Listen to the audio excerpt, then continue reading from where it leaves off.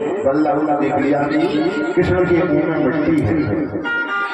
जैसे ही माता यशोदा से कहा कि तुम्हारे लाला के मुंह में मिट्टी है, तब माता ने हाथ में एक डंडा लिया जिसको सांटी बोलते हैं और लाला से कहा कि मुंह खोल। अब भगवान सोचने लगे मैंने मुंह खोल दिया तो फिर क्या है, माँ यशोदा का मुंह बंद हो जाएगा। अब लेकिन क्या है, हाथ में सांटी थी तो भगवान ने क्या है मुख खोला। जैसे ही मुख खोला कि अब शब्द में यद देव देव माया क्यों मदीन बद बोधि मोह यद समयाकश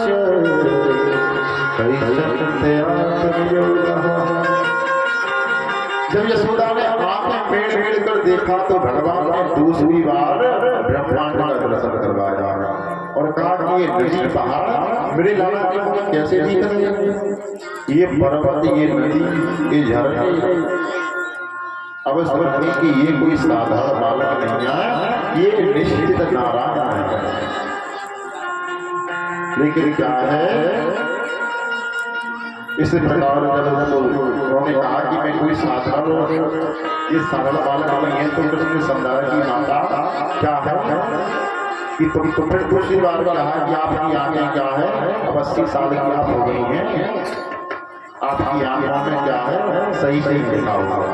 इस प्रकार भगवान बहुत समझाकर माँ यशोदा को शांत करते हैं। एक बार गोद में सो रहे थे तो भगवान ने पूछा कि माता ये बताओ तुमको दूध ज्यादा प्यारा है कि दूध? उसी समय चूल्हे पर क्या है दूध रखा था और जैसे ही दूध उठना तो कन्हैया को नीचे पटक दिया दूध में से और कहा कि अब दूध प्यारा। जैसे ही भगवान पटका तो समझ गए कि दूध प्यारा नहीं है, दूध प्यारा है। इधर माँ यशोदा चूल्हे पर से दूध उतारने के लिए चली गई, इधर भगवान ने जितने भी दूध दही के बर्तन थे सभी धड़ाम और बर्तनों को बुला लिया, अपनी सखाओं को बुला लिया, सबने माखन खाया। अब धड़ाम की आवाज आई तो यशोदा ने कहा कि मेरे घर में से धड़ाम की आवाज कैसी आई? अब देखा तो उनकी आंगन में पूरा दूध दही बिखरा पड़ा है। तब कृष्ण को डांटा और एक रस्सी से उनको बांधने लगी। जब रस्सी से बांधने लगी तो क्या है, 2 अंगुल रस्सी कम रह जाती, दूसरी रस्सी लगाई तो क्या है, इस प्रकार रस्सी कम ही होती जा रही थी। लेकिन जब क्या है माँ के केश पे धर गए और माँ यशोदा बिल्कुल पसीने से लथपथ हो गई तो भगवान को दया आ गई और अंत में भगवान उसी रस्सी को माँ यशोदा सफल होगी बांध। जब उस रस्सी से बांधा तो उसी दिन से भगवान का नाम हो गया दामोदर भगवान। जब दामोदर भगवान को बांधा, उस उखल से बांधा तो उनके आंगन में 2 वृक्ष थे। जब उन वृक्षों के बीच में से जब भगवान गुजरे तो दोनों वृक्षों की जो उखल थी उसमें टकरा गई और दोनों वृक्ष नीचे से धड़ाम गिर गए और दोनों वृक्षों में से नलकूबर और मणिग्रीव नामक कुबेर की बेटा प्रकट हुए। सुखदेव कहते हैं कि ये 2 नलकूबर और मणिग्रीव नामक जो कुबेर के पुत्र हैं, इन्होंने एक बार जब नदी में नग्न अवस्था में स्नान कर रहे थे, जब नारद भगवान को देखा तो इन्होंने क्या है वस्त्र धारण किए। तो भगवान नारद ने श्राप दिया कि जाओ पेड़ बन जाओ। इस प्रकार आज भगवान ने नलकूबर और मणिग्रीव नामक असुरों को मोक्ष की प्राप्ति की। वाणी गुण कथन श्रवण कथायाम हस्तः चाकर्मसु मनस्तु पादयोनः। आगे की कथा में अब नंद यशोदा की गोकुल में मेरे बच्चे मेरे लाला के साथ में बहुत असुर परेशान कर रहे हैं, अब हम गोकुल छोड़ देंगे और वृंदावन में आ जाएंगे। सभी बाल सभी लोग वृंदावन में आ गए और वृंदावन में जब भगवान ने देखा कि बड़े बड़े पर्वत हैं और चारों ओर की घास देखी तो सोचा कि यहाँ पर क्या है, बड़ी बड़ी घास है और यहाँ खूब घास खाएंगे, जिससे क्या है दूध का उत्पादन, दूध में वृद्धि होगी। मैया यशोदा के पास गए और कहते कि माता माता वृंदावन तो बहुत सुंदर जगह है, यहाँ पर बड़े बड़े पर्वत हैं, झरने हैं, नदियां हैं, बड़ी बड़ी घास है और हमारी गैया जब घास खाएंगी तो अच्छा दूध उत्पन्न करेंगे। तो मैया यशोदा हंसकर कहती है कि लाला भी तू छोटो है।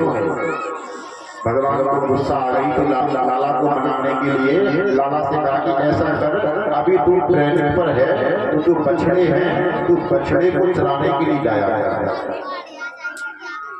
तो भगवान ने पहले बछड़ों को चलाना शुरू कर दिया।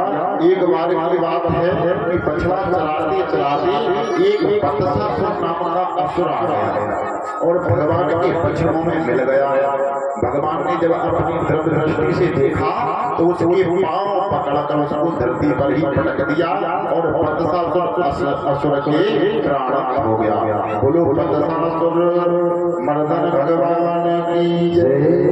इस प्रकार बत्सासुर असुर को भगवान ने मोक्ष की प्राप्ति। अब एक दिन की बात है, भगवान अपने बच्चों को पानी पिलाने के लिए यमुना नदी पर गए तो वहां पर एक बकासुर नाम का असुर बैठा था, जो क्या है पूतना का बड़ा भाई था। उसने सोचा कि मेरी बहन को इसने ही मारा है और मैं इसे अब बदला लूंगा। तो एक बड़े कौवे का रूप बनाकर आया और जब बड़े कौवे का रूप बनाकर आया तो भगवान को ऐसे ही वो निगल गया। ग्वाल बाल चिल्लाए अरे गाना, लेकिन क्या है बकासुर भगवान को निगल गया और भगवान ने जैसे ही अपना दिव्य रूप प्रकट किया और तब भगवान ने अपना शरीर इतना गर्म किया कि उसको जलन होने लगी। जैसे ही बकासुर ने भगवान को बाहर निकाला तो भगवान ने मुंह के दो टुकड़े कर दिए और इस प्रकार बकासुर राक्षस को भी मोक्ष की प्राप्ति। एक बार क्रीड़ा करते करते एक दिन आंख मिचौनी खेल रहे थे और ब्रजवासियों से कहा कि ऐसा करो तो अपन एक खेल खेलते हैं आंख मिचौनी का। सब लोग चुप जाओ। तो इतने में एक अघासुर नामक का एक राक्षस था, उसने अजगर का रूप बना लिया और अजगर का रूप बनाकर उन्होंने देखा कि ये अघासुर है। भगवान तो समझ गए, लेकिन जो बाल लोग उन्होंने देखा कि उसने जब अजगर का रूप बनाया तो उन्होंने देखा कि ये लग तो ऐसे रहा है लेकिन अजगर है। जब तक दूसरा ग्वाला बोला कि अजगर नहीं है, ये एक गुफा है, क्योंकि अपन वृंदावन में अभी नए आए हैं इसलिए अपन को पता नहीं ये गुफा है। संत महात्मा इस गुफा के बैठकर ही अंदर तपस्या करते हैं। जैसे ही सभी ग्वाल अंदर गए उन्होंने तब उनको क्या है अजगर के दांत दिखाई दिए। तो उन्होंने कहा कि देखो कैसे फूटा कैसे क्या। तो दूसरा दूसरा बोला अरे जो संत महात्मा है जिनके पास कुछ सामग्री रहती है वो इस छोटे पर डाल देते हैं। तब तक दूसरा सखा बोला कि देखो जो जीव थी, तो उन्होंने कहा कि देखो कितनी सड़क कितनी चिकनी सड़क बनी है। तो दूसरा सखा बोला अरे ये संत महात्मा रहते हैं तो क्या है राजा के लिए अच्छी सड़क बनवाई है। अब जैसे ही भगवान समझ गए, भगवान ने कहा कि ये कोई गुफा नहीं है, लेकिन क्या है किसी को बात समझ में नहीं आई। लेकिन दूसरा सखा बोला कि मुझे तो डर लग रहा है। तो ग्वाला बोलते डरने की कोई बात नहीं है। जब पूतना को भगवान ने मार दिया और कितने राजाओं को भगवान ने मारा है, अगर कुछ हुआ तो पीछे गाना तो आ रहा है। सब संभाल लेगा। इस प्रकार जब अजगर ने उन्होंने निगल लिया तो भगवान ने कहा कि अब मुझे अपना विराट रूप रखना पड़ेगा। तो उसके मुंह में भगवान ने इतना विराट रूप रखा कि उसके मुंह का ही मर्दन कर दिया और मुंह फाड़ कर अघात स्वर से प्राण हो गया। भगवान की अब आगे की कथा एक बार की बात है, ग्वाल बालों के साथ में भगवान गाय चराने जा रहे थे।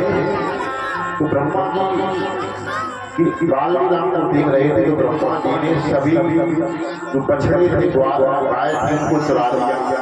जब ग्वालों ने देखा कि देखो अपनी गाय किसी ने चुरा ली है, तो स्वयं जब देखने गए, जब गाय को देखने गए तो गाय को और ग्वाल वालों को ब्रह्मा जी ने चुरा लिया। अब भगवान ने देखा कि गाय को और बछड़ों को ब्रह्मा जी ने चुराया है, तो स्वयं भगवान गाय बन गए। जितने ग्वाल वाल थे सभी के रूप धारण करके ग्वाल वाल और गाय बन गए। और जब ग्वाल बने सभी, जिस प्रकार से ग्वाल बने, तो ब्रह्मा जी सामने सभी ग्वाल वालों को लेकर आए और गाय बछड़ों को लेकर और कहा कि धन्य है आप कन्हैया, आपकी लीलाएं संपूर्ण है। इस प्रकार दंडवत प्रणाम किया। और उसी दिन से जब ब्रह्मा जी साक्षात प्रकट हुए तो ब्रह्मा जी 4 मुख के हैं, तभी से उस जगह का नाम हो गया चौक। नौमी दंड गुरुदेव दड़ी दंडराय मुंडापदं से सन्मुखाय बनयस्त्रकबर देव विशाल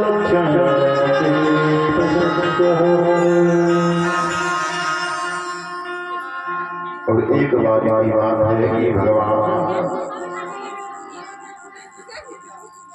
गाय को चराने जा रहे थे। तो रास्ते में एक पेड़ में एक बगीचा था जिसको बोलते हैं तालाब। उसमें क्या है, एक राक्षस रहता था, उसका नाम था धेनुकासुर। वहां पर कोई ग्वाल वाला नहीं जाता था, क्योंकि जो भी फल तोड़ने जाता था तो उस पर क्या है, जो धेनुकासुर है वो आक्रमण कर देता था। इस प्रकार तालाब में जब भगवान कृष्ण और बलराम गए तो पीछे से उसने एक गधा का रूप बना लिया। जैसे ही एक गधा का रूप बनाकर बलराम भगवान पर अपने दोनों पैर मारने को दौड़ा, तो भगवान बलराम ने उसके पैर पकड़कर स्वर्ग में भेज दिया। बोलो धेनुकासुर मर्दन भगवान की जय हो।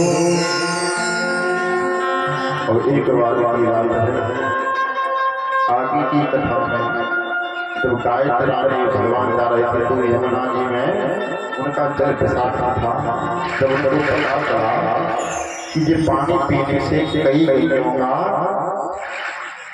जब गाय बीमार हो रही है और इतना जहर था उस पानी में कि गाय बन रही है, भगवान को बहुत दुख हुआ। एक दिन सभी मंडली को बुलाकर कहा कि आज अपने यमुना नदी के तट पर एक खेल खेलेंगे। तो यमुना नदी के तट पर खेलने लगे। जो उनकी गेंद थी वह क्या है, उसी पानी में चली गई। अब सुदामा कहता है कि देखो कान्हा, तुमने मेरी गेंद फेंका है लेकिन मुझे तो वही गेंद चाहिए। तो भगवान क्या है, उसी पानी में कदम के पेड़ पर चढ़कर उसी पानी में छलांग मारा। जब ब्रजवासियों को पता चला कि उसमें तो काली देह नाम का एक क्या है, सर्प रहता है और कालिया देह में जब कूदा है तो अब इसका बचना मुश्किल है। सर्वे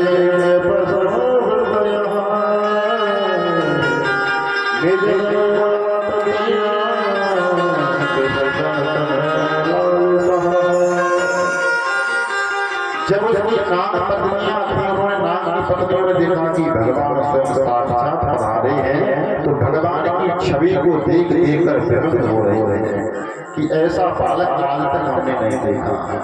इतने में तो काली रह नाम है वह जाग गया और क्रोध में भरकर कालिया देह ने एक तो एक फड़ों से फुंकार मारी और काली देह में ज्वार मारना है। कालिया देह ने एक छलांग मारी तो भगवान को जब बचने के लिए दौड़ा तो भगवान ने क्या है उसके सिर पर अपने पैर रख लिए और नृत्य करने लगे। जब नृत्य किया तो उसको लहू लुहान कर दिया। तो उसकी जो पत्नी अपनी मन को उन्होंने भगवान को प्रणाम किया कि हे भगवान, भले ही इस हमारे अंदर पैसे लेकर क्या है, इस संसार की रचना आपने की है। नाग पत्नियों ने भगवान के हाथ जोड़ा, इसको छोड़ो।